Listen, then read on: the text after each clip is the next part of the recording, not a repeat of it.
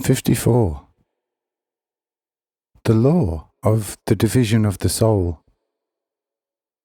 24th March 1847.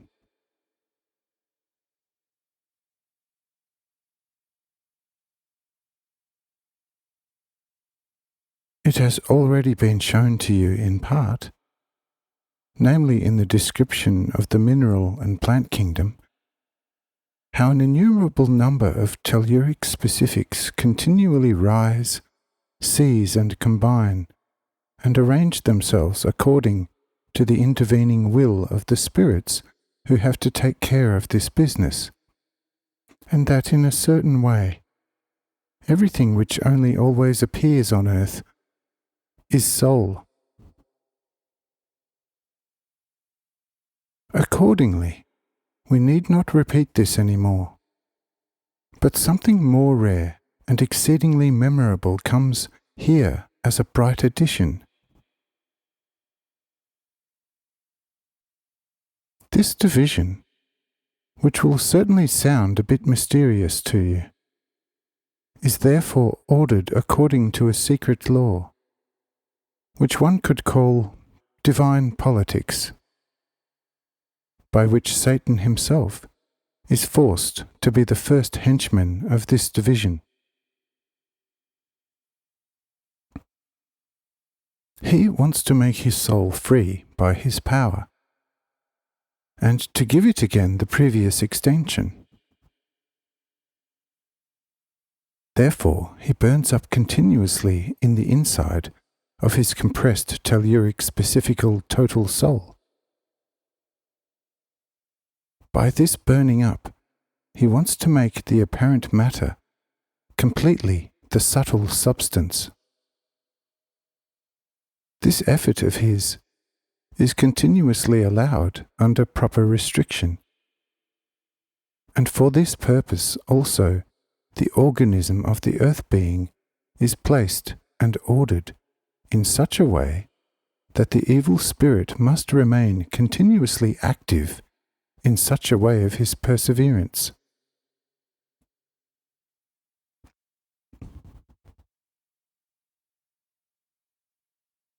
He is also really in the delusion that he has already freed almost his whole imprisoned soul by such his activity.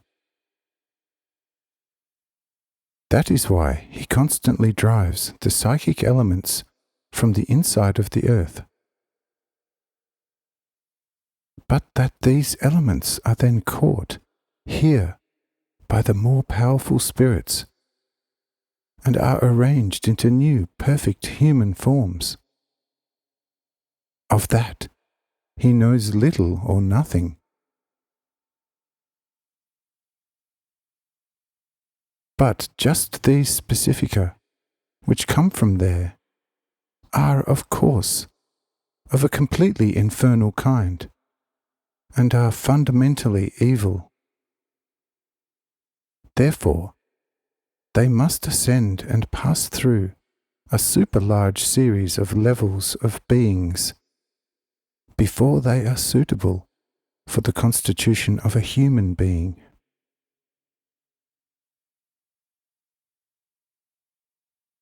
The infernal nature of these elements is clearly shown by the many creatures that precede man.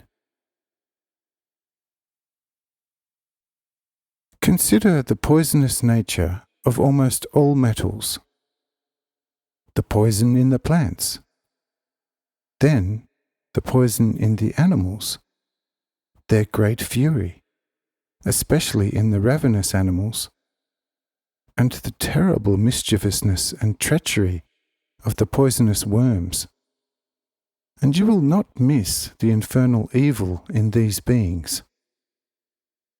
Yes, even among people this evil, purely infernal, often expresses itself to such a high degree that not seldom there is little or no difference between some people and the Prince of Darkness.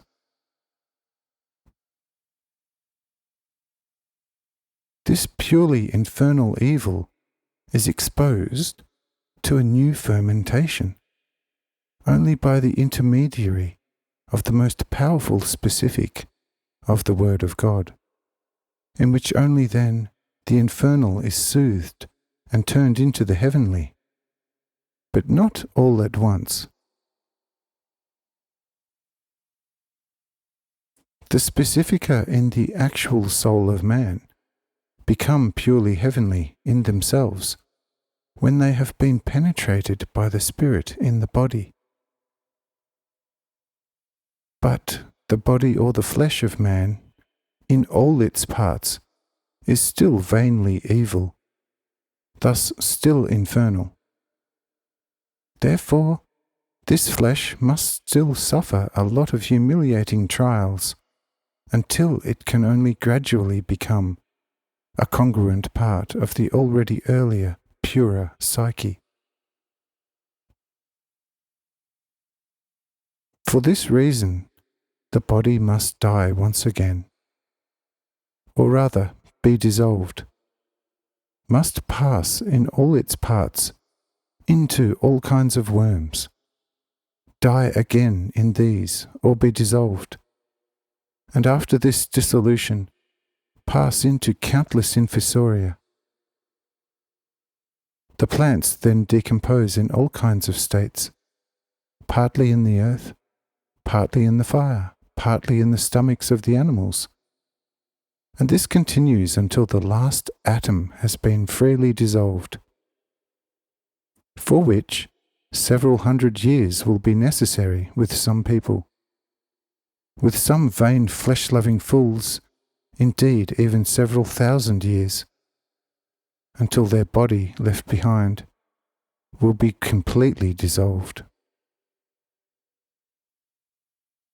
The actual purely infernal yeast of every body will remain incorruptible for all times, as the most real basic property of Satan, so that it remains a perpetual body. But whatever only sticks to it as a most minute of soul substance will be taken from it and incorporated into the actual soul of man. And so, little by little, the whole soul of Satan will rise in many people, each of whom will be more perfect than the whole of the former Great Spirit. And in order that each soul may receive a perfect divine measure, a new spirit from God will be implanted in each soul, and they will thereby become a new creature. And this is the new creation, which will be completely transformed by the fire of divine love.